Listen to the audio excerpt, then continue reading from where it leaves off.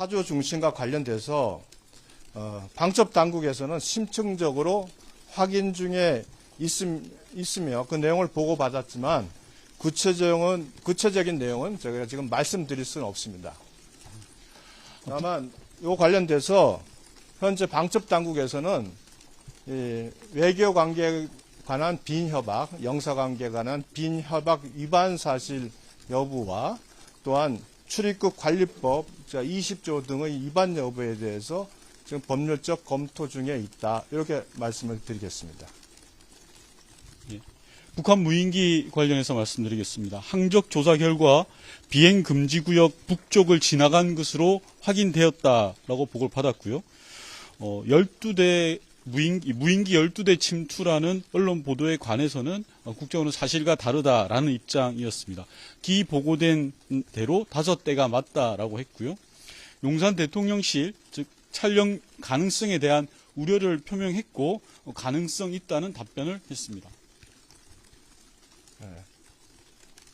최근 언론에 언급된 국정원 인사에 대해서 민주당 의원님들께서 많은 우려를 표명하시면서 관련 규정을 준수하고 직권남용의 우려가 없도록 업무 처리를 해달라는 주의의 말씀이 있으셨고 원장님께서도 신중하게 인사를 처리하겠다 이렇게 답변을 하셨습니다. 네, 이상입니다. 이거는 현안과 관련된 부분이고 오늘 그 업무 보고된 내용 중에서 언론들이 관심을 가질 만한 내용 몇 가지를 말씀드리겠습니다. 국정원은 당 군정비서를 박정천에서 리영길로 교체한 것과 관련해서 훈련 중 전비태세의 미흡 또 군 지휘통솔 부진 등 문책성으로 보고 있으며 이를 계기로 군 수뇌부를 일거에 교체한 배경에 군 장악력 제고의 목적도 있는 것으로 지금 해석하고 있습니다.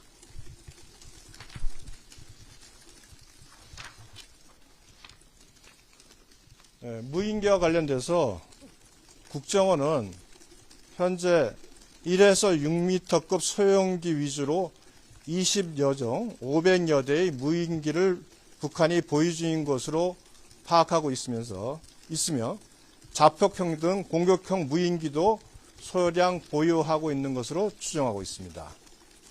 원거리 정찰용 중대형 무인기를 개발하는 동향이 포착됐으나 초기 단계로 파악하고 있으며 고성능 탐지 센서 등 기술 확보가 관건이며 국정원은 관련 동향을 예의주시하고 있습니다. 미사일과 관련돼서 12월 15일 연소 시험한 고체 엔진은 ICBM급으로 판단하는 가운데 북한이 주장하는 추력 140톤은 동체 외형상 달성 가능해 보이지만 실제 구현 여부에 대해서는 아직까지 미지수로 이렇게 판단하고 있습니다. 자, 오늘 백플 이 정도 하면 정리되면 되겠습니까? 질문 드리려고 하는데요. 네. 아까 전에 그 무인기 용산 촬영 가능성 말씀하셨는데 그러면 대통령실이랑 국방부 합창 다 촬영 가능성이 있다 이렇게 이해되는 건가요? 아니, 그 위치에서 그러니까 의원들께서 촬영 무인기가 들어와서 그 고도에서 촬영이 가능할 수 있지 않느냐라는 어떤 가능성, 가정적인 질문에 대해서 그럴 가능성도 배제할 수 없다는 답변이지 그것을 그럴 가능하다라고 답변하신 건 아닙니다. 네. 그 박정천 부위원장 경제 관련해서 이게 언론 보도에서는 무인기 우리가 보낸 거에 대해서 막지 못해서 경질됐다 이런 얘기도 있던데 구체적 경위나 이런 거 파악 좀 해주실까요? 그와 관련돼서 국정원에서 지금 파악하고 있는 거는 당 군정비서를 박정천에서 리영길로 교체한 것과 관련해서는 훈련 중에 전비태세가 미흡하고 군 지휘통솔이 부진하는 등의 문책성 인사로 파악하고 있습니다. 아까 말씀드린 대로 이를 계기로 군 수뇌부를 일거에 교체했는데 이것은 결국 김정은의 군 장악력을 제고하기 위한 목적이 있는 것으로 이렇게 국정원은 해석하고 있습니다. 중국 기밀경찰서 관련해서는 보고가 없었나요? 제가 방금 말씀드렸잖아요. OCSC와 관련돼서는 국정원에서 심층적이고 면밀하게 파악하고 있으나 구체적인 내용에 대해서는 저희들이 말씀드릴 수 없다. 다만 외교관계에 관한 빈협약, 영사관계에 관한 빈협약 위반 여부, 그다음에 출입국관리법 위반 여부 등에 대해서도 여러 가지 검토를 하고 있다. 이렇게 답변을 드리겠습니다. 그 식당 주인이 기자회견에서 밝힌 내용이 사실이 아닌 부분도 있다는 건가요? 그 내용을 구체적으로 묻지 않으면 내가 어떻게 답을 할 수 있겠습니까? 많은 부분이 해명하는 부분이 사실과 다른 부분이 있는 것으로 저희는 파악하고 있습니다.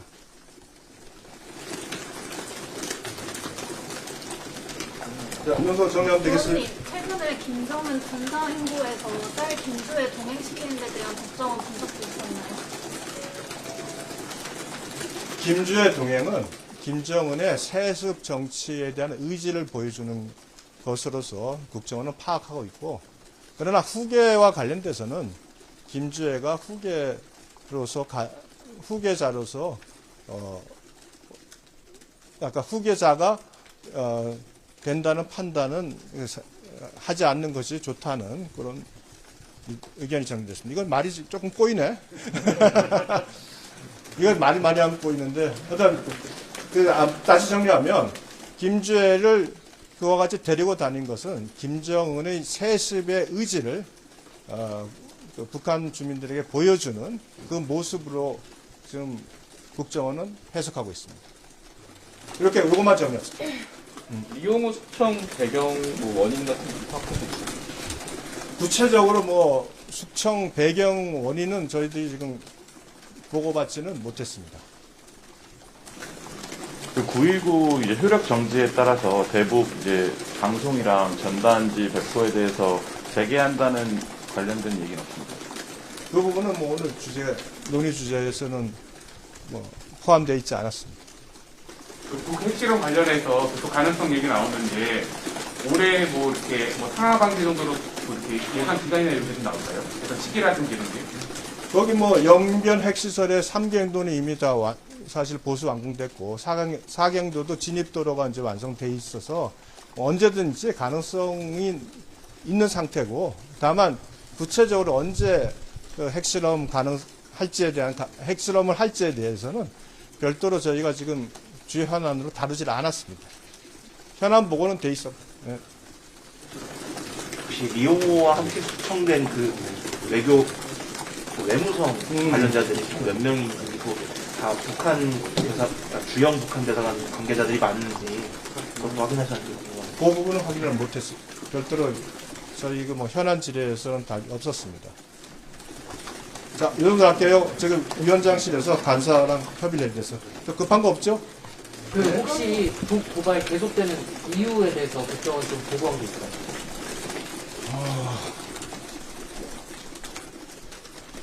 구체적인 각종 이유, 특히 이제 그 전원회의 그 기간 중에 이제 도발이 많았지 않습니까?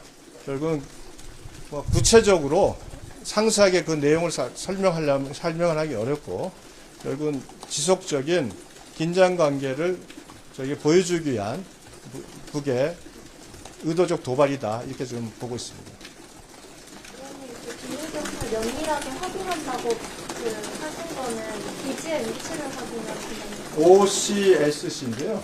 그러니까 그 언론에 보도된 여러 가지 의혹들, 일단 그래서 방첩과 관련돼서 여러 가지 필요한 내용을 확인한다, 이 정도까지만 말씀을 드리겠습니다.